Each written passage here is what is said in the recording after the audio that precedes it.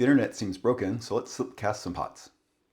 I've been working on a new version of Shapecast, basically rebuilding the web app. It's going to be a major change to the way the vessel design part of the application works.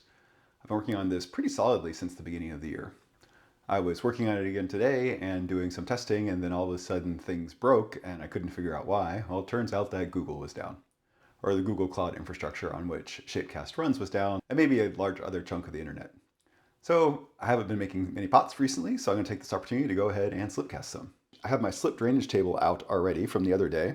When I was first getting into slip casting, I thought I wanted a slip table. Basically, these are tables that have an area in the bottom to hold liquid slip, and then they have basically a pump and a hose that you can then use to fill up your molds. And then on the top, there's a grate, somewhat similar to this, where you can dump your molds out, and all of the slip goes back into the bottom. Since then, I've learned more about slip tables, and unless you're slip casting a lot of pots, the hose itself can be really a nightmare to maintain. You basically need to be running a lot of slip through it, and cleaning it's not fun. And I slip cast very intermittently. So this is one of the first improvements that I made to my slip casting system. I have an old video on this. It's basically a bunch of PVC pipes and fittings of a very flat plastic container.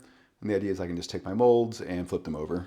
So when I have my mold and there's slip in there, I dump it out back into my bucket, which I'll show in a second. And when it's draining, I just tip it over on the side and catch the excess slip.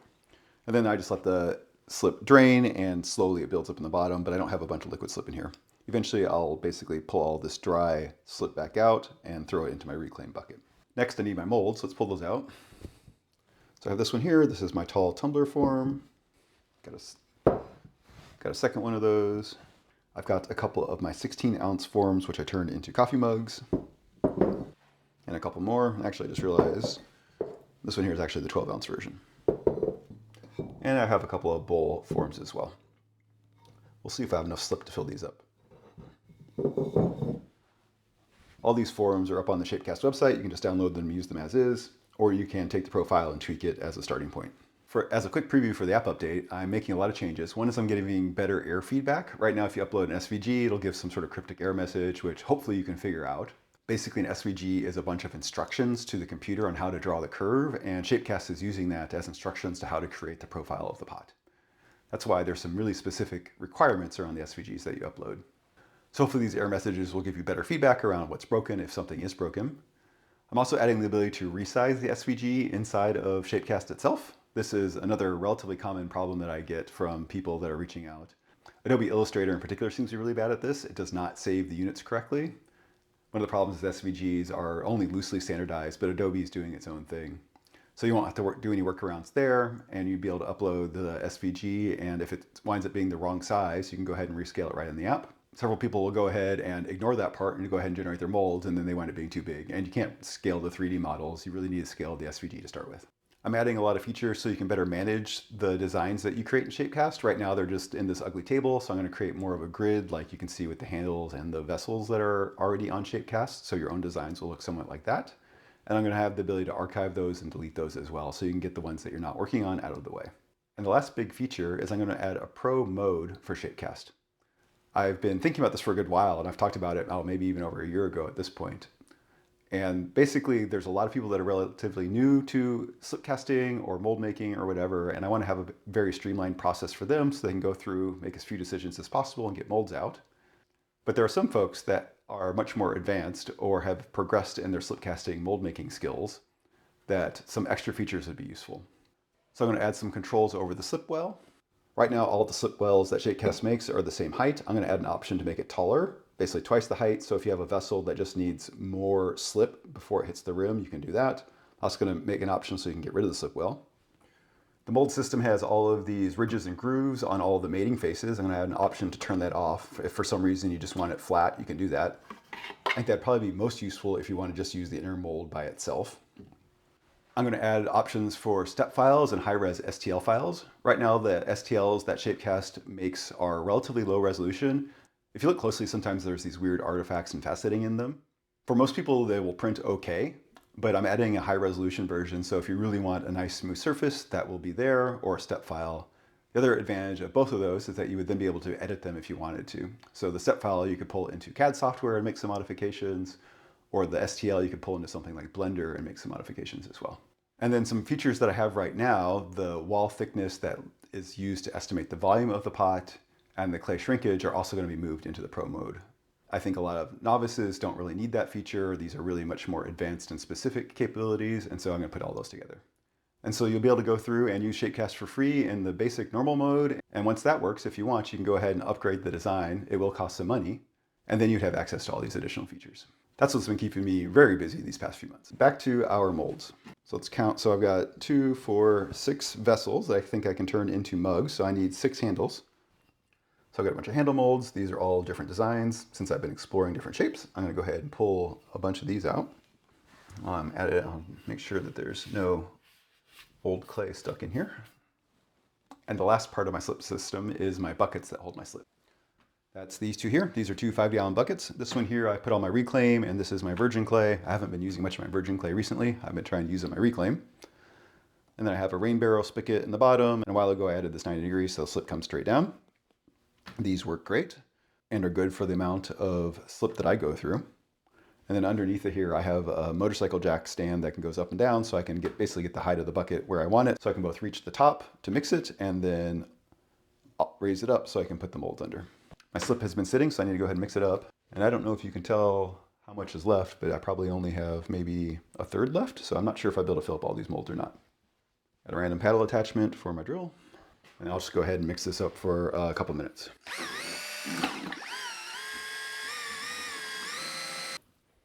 All right, that's looking pretty good for my slip. Basically kind of want this cream-like consistency.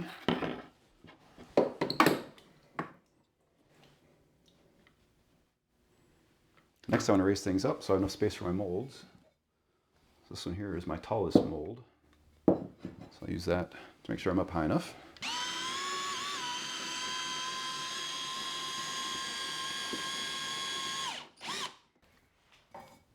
Maybe a little bit more room for my sieve here.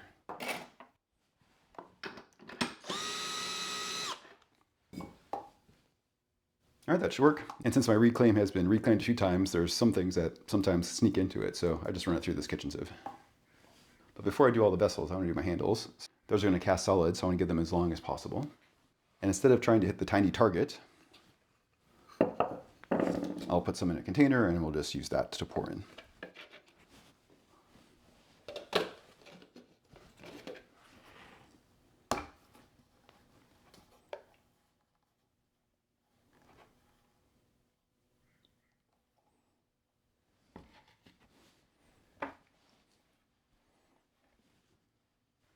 All right, I'll rearrange things so we can do the handles. I'll make sure these are all aligned. They can wiggle back and forth, I don't know, maybe 1/10 of a millimeter or so. Just the way they're made by doing 2 different pours. So you want to make sure they're as aligned as you can get them.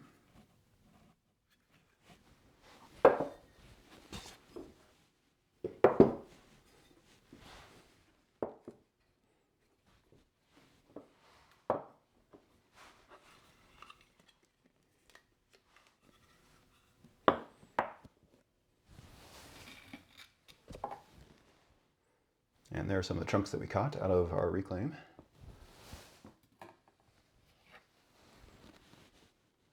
I'll just pour it in.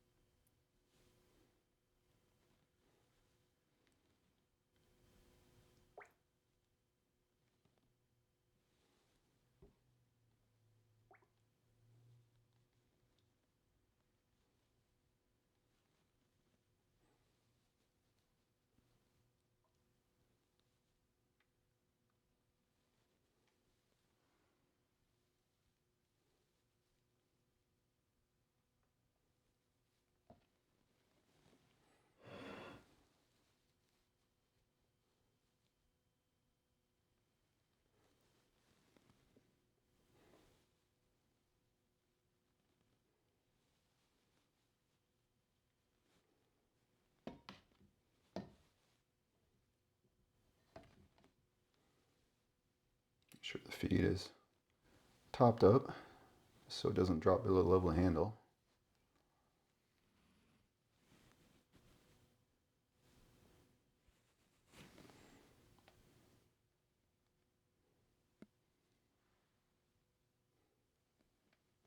All right, looks good. And I'll go ahead and hold on to this. We'll use it to attach the handles in a while. So I do my slip casting in 2 phases basically. For the vessels, I'll fill them up, let the slip sit for 20 to 30 minutes. The exact timing depends upon how thick you want the walls, the nature of your slip, your plaster, etc. So you need to kind of experiment to figure out what works for you, and also for your own practice, how thick you want the walls. But yes, so these will sit for 20 or 30 minutes. I'll go ahead and let the handles continue to sit. After that mark, I will dump out the excess slip, and I'll use the drainage table I was talking about. Those will then sit and firm up for another 20 or 30 minutes. So that's the second phase. And then the slip is still in the handles. After that 45 minutes to an hour, we can then dump out the excess slip in the handles, demold the vessels, and attach everything together. Sometimes things are a little bit soft and they need to sit for a little bit longer. That's more or less what the timing looks like for my slip casting. Our handles are in place. Give ourselves some room. And we'll work on the vessels. These are basically the same as putting the slip into the container.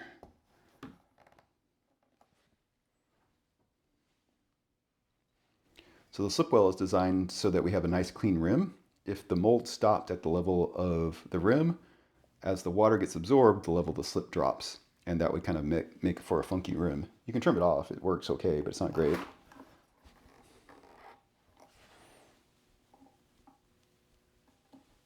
That's maybe a little bit too full.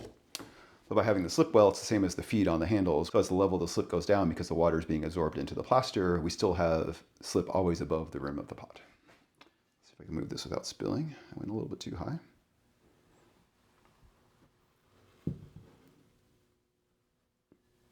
All right, next one a little less full. Trying to explain and slip cast at the same time. It's funny to go back and see how many mistakes I've made and see them documented on YouTube, trying to multitask.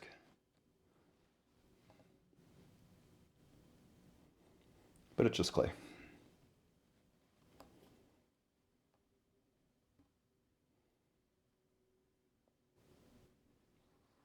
All right, that's better.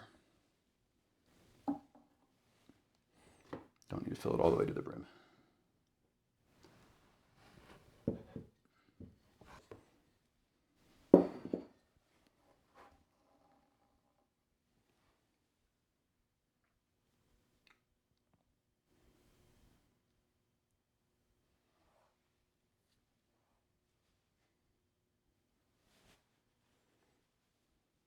Got maybe a couple inches of slip left, so it's slowing down.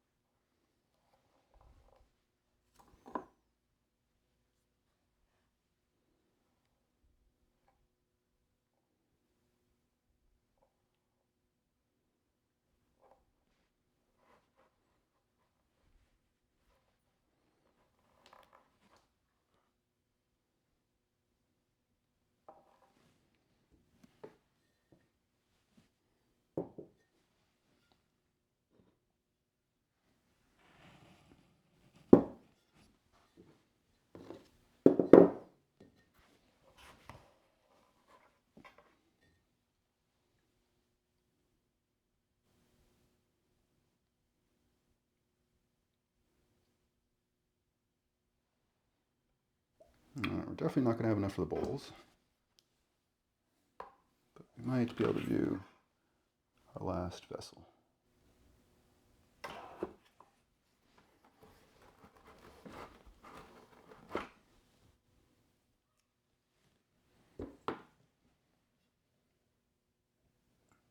This one's a little bit smaller, it's our 12 ounce. Tilt the bucket here, at the bottom of our slip bucket.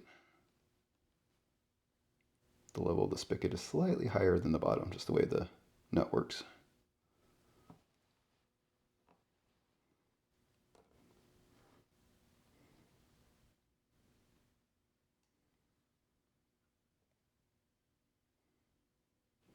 And our slip bucket is basically empty.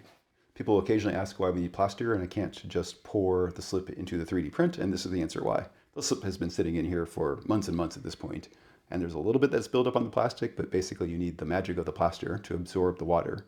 The slip just sitting in its plastic, a little bit of deposit, but not much. And so the bowls will need to wait. What I can do is when I dump out the excess slip back into the bucket and set these out to drain, I can then fill these up. So we'll have a staggered cycle. All right, with that, I'll see if Google's back up, but either way, I'm gonna be back here in 25 or so minutes, and we'll do the next step of dumping out the excess slip. It's time to drain our mold. You can see the level of the slip has dropped down, and this is what I was saying about the slip well. This part here starts thin and gets thicker as it goes down, but it's all above the level of the rim of the pot. So first I need to drop my bucket back down.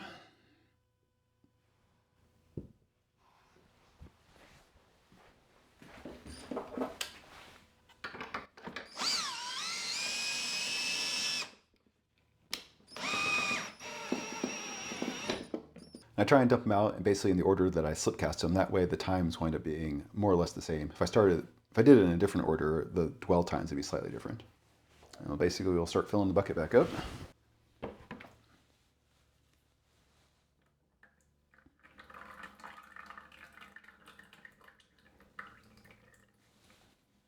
Just like that, let it drain for a second.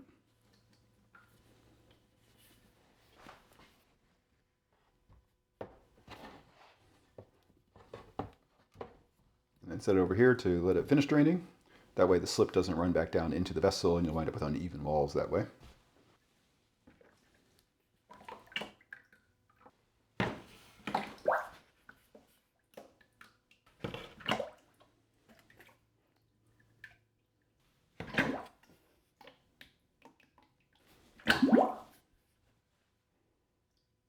And now that we have more slip in the bucket, I can go ahead and slip cast the bowls. We'll see if I have enough to do both or not. So move this up a little bit.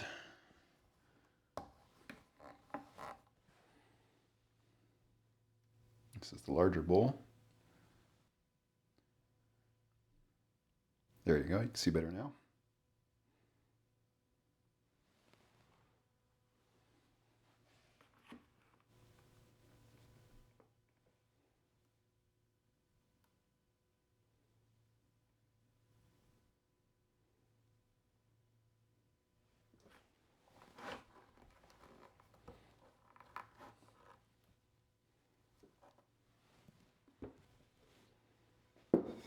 And I think we have enough.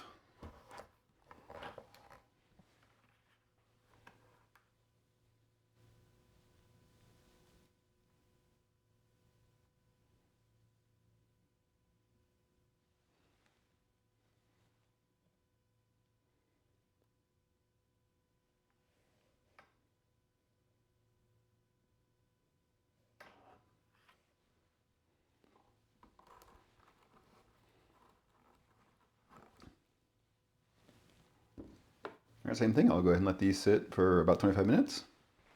So I just started my timer. Now all these we can flip back right side up again.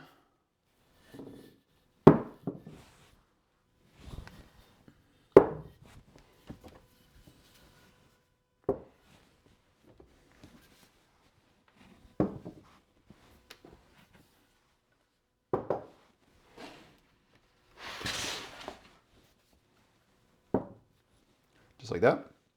You can see there's a little bit that's still glistening wet, but mostly it's set up. However, it's still very, very soft.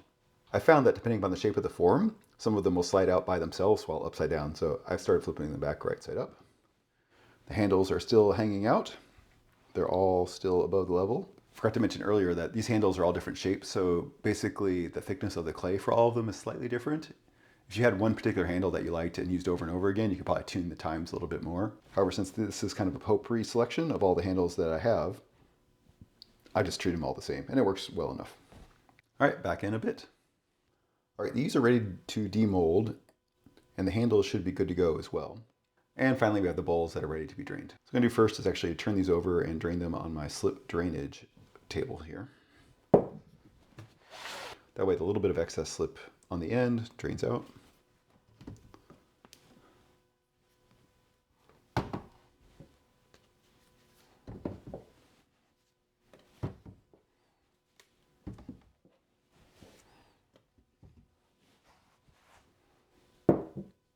Let's take care of the bowls. So I need to move this out of the way. I'll dump this out.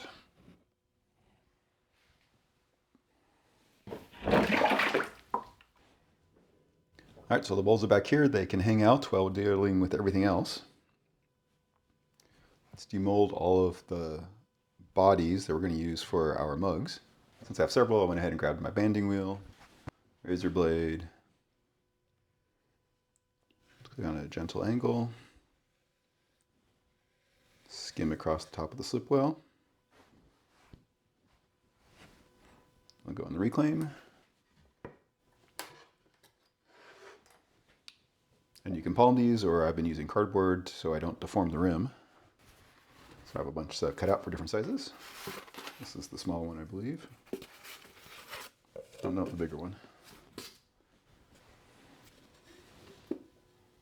Slides right out.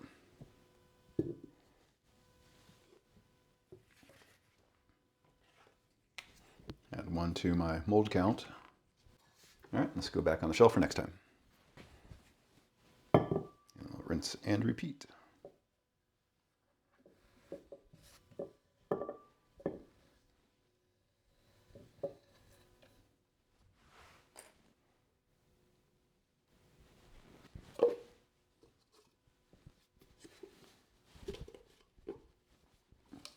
That one's not quite ready. We'll let it sit for a few more minutes.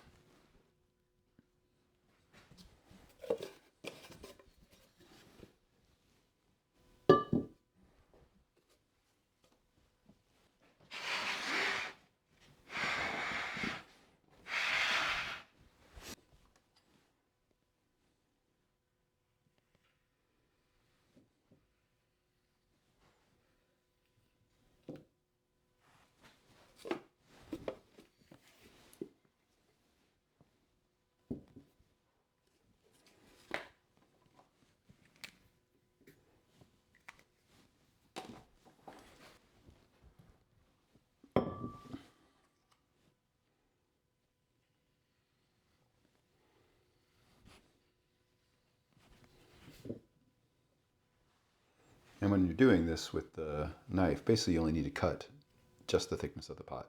You don't need to go all the way out.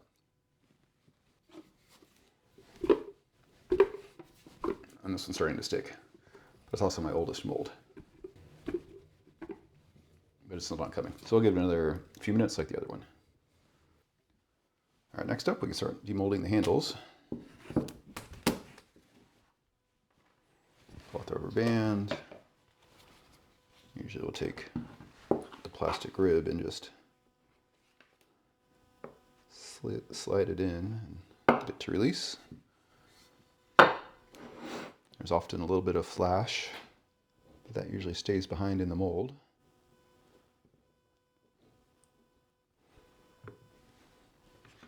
Same thing, clean this off.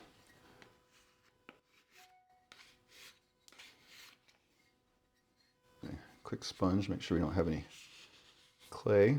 It builds up, since these need to mate together.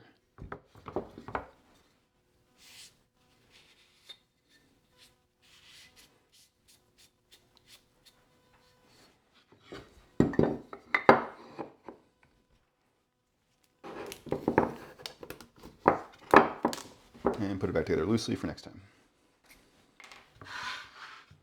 Now we need to trim off the ends. So first I just trim these roughly. So there's the area basically where the feed was for the slip going in, tapers down to the handle shape. Many of these are intentionally long, so the idea is that you can trim them back as needed, but to start with, just take off the biggest chunk here. Just like that.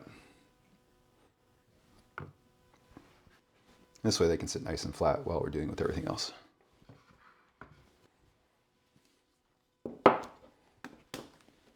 And same thing, do that for the rest.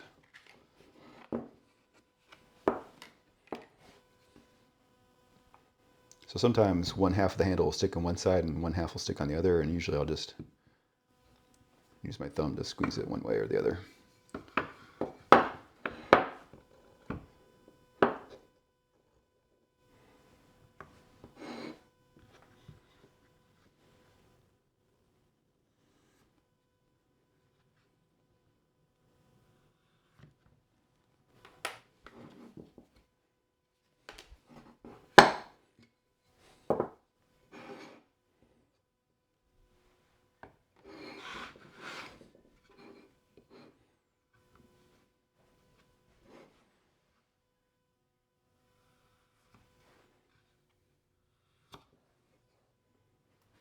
All right, and the bowls have been upside down long enough, so I'm gonna flip them back over. These I found are prone to sliding out by themselves. So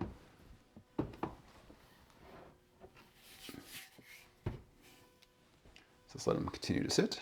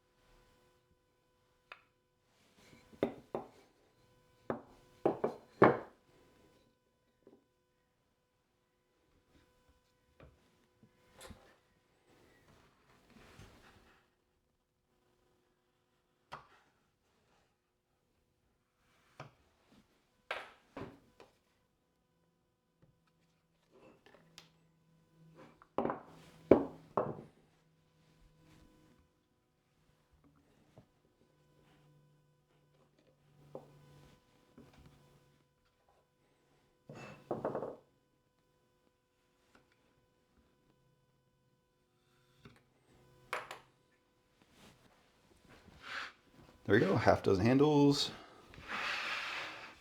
4 vessels. I still got these 2 hanging out. Let's see if they're ready yet. No, not yet.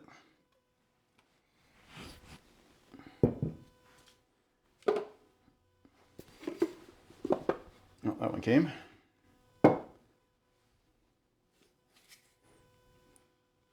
Another wear board, but I'll put it right there for now. All right, here we go. Things are getting a little bit crowded with my slip table here over here. So I'm gonna go ahead and see if the bowls are ready to come out. And you don't need the banding wheel. You can do it manually.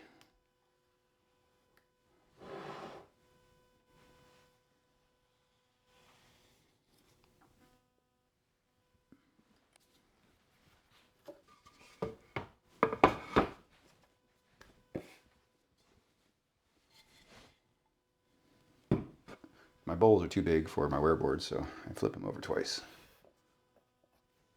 at least temporarily.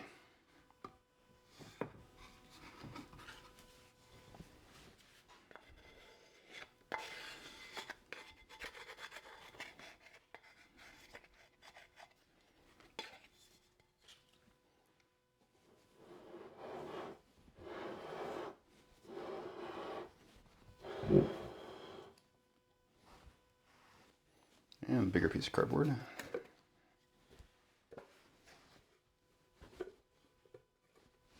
Nope, it's also not quite ready, so we'll set it off to the side.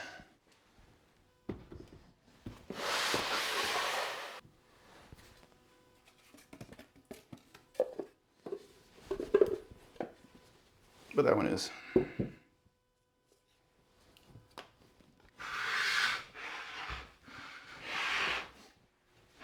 right, there we go. A little bit more space. So of course, if we were just doing tumblers or the like, we could be done here. We just let these start to firm up. I stamp mine, put my maker's mark in it, so I would want to do that. But usually I will clean up the rim after letting it sit for about a day or so. However, we have all of our handles, so these are all going to become mugs. So the first thing is I don't plan ahead usually, I just kind of go for it. So we need to decide who goes with whom. I think the tall skinny handle.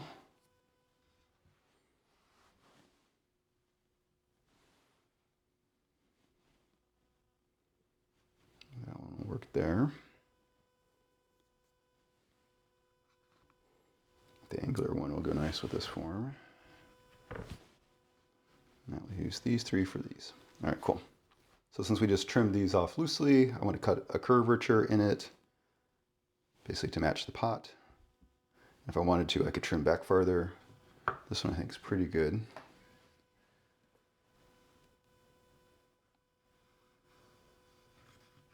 It's one of those things that I think just takes a little bit of practice, but it's way easier than pulling handles. And be careful, you want to make sure that your vessel body is firm enough.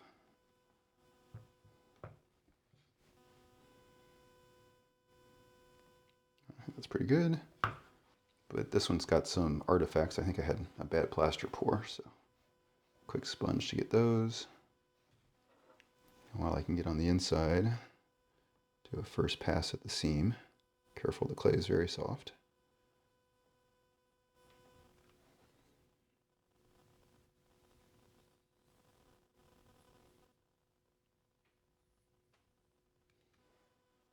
The outside I'll deal with later. It's just easier to get this one right now.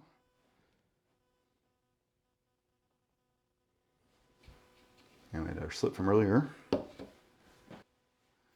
Paintbrush.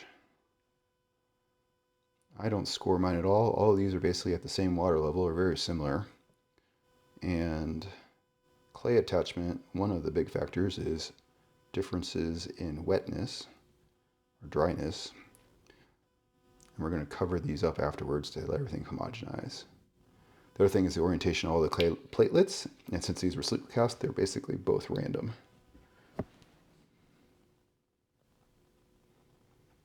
I just eyeball mine. These are handmade. If you want to be very precise, you can. Gently push down. And then a little bit of slip if there's a gap. There's a void there. The capillary action will pull the slip in and fill the hole.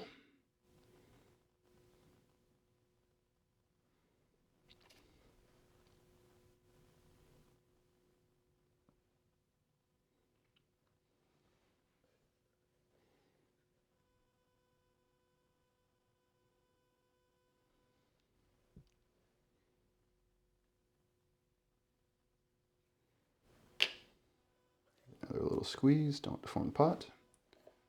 And there we go. One.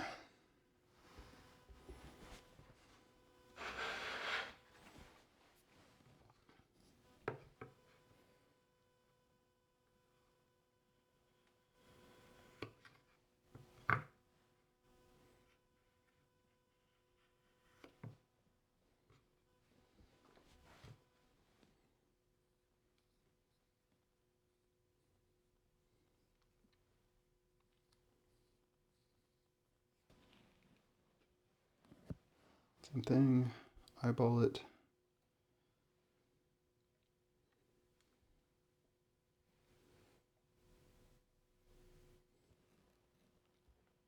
So I got the angles a little bit wrong.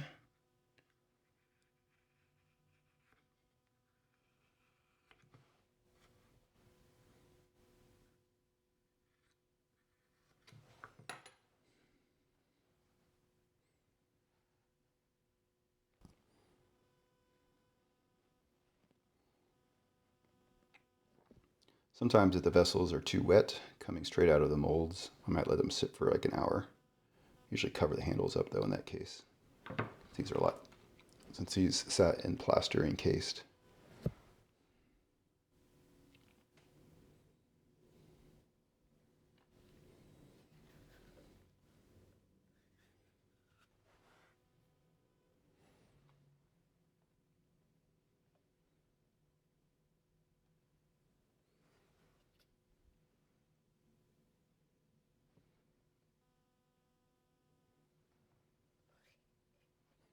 It's good. And this one I found I often want to cut back a little bit.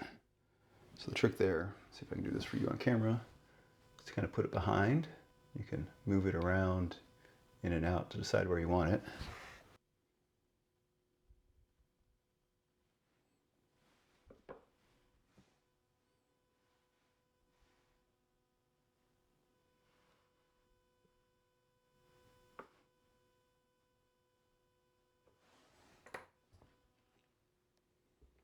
So I just marked it with a knife.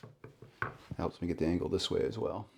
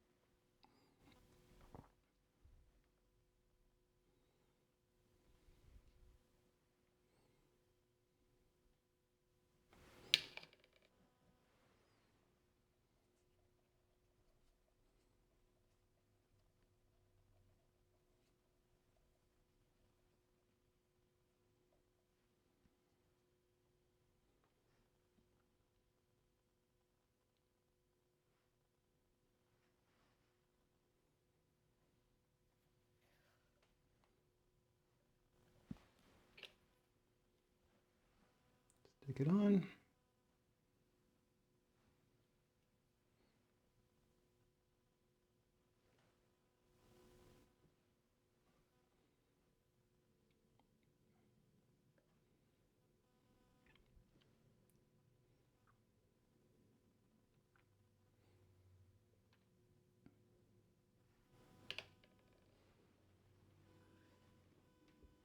All right, those three done.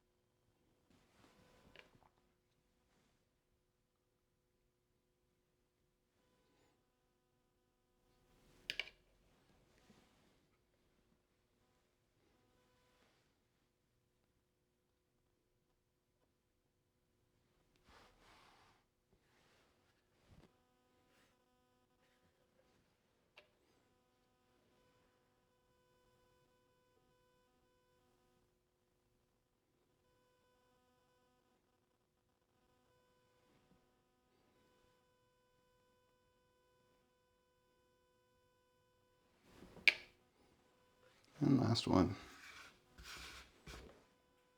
Perfect. All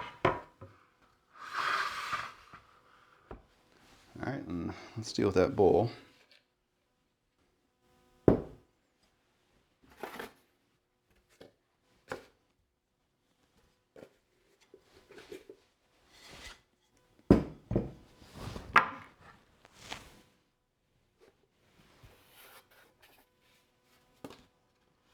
Just like that.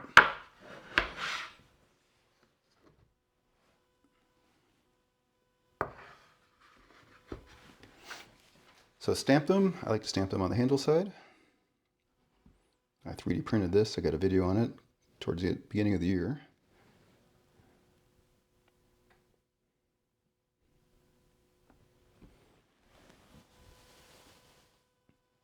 Just like that. Dr. K, 25.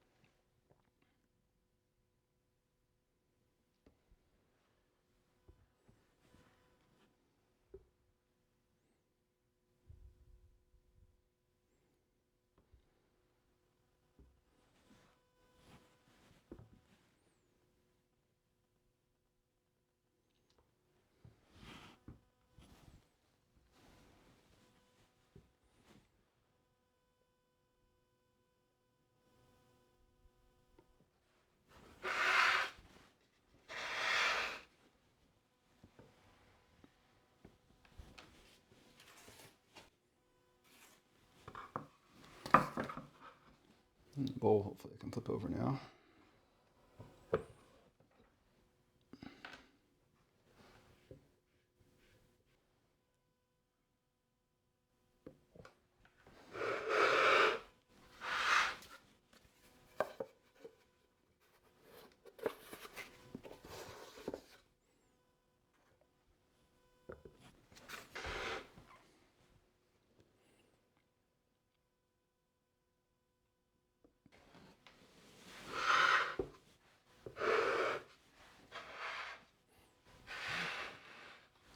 There we go, one slip casting session complete. 8 new pots. So what I'm going to do now is I'll cover these up loosely so that basically all the water levels in the mugs in particular can homogenize. We have the vessel body, the handle, the slip I added to attach them all. So I want everything to even out.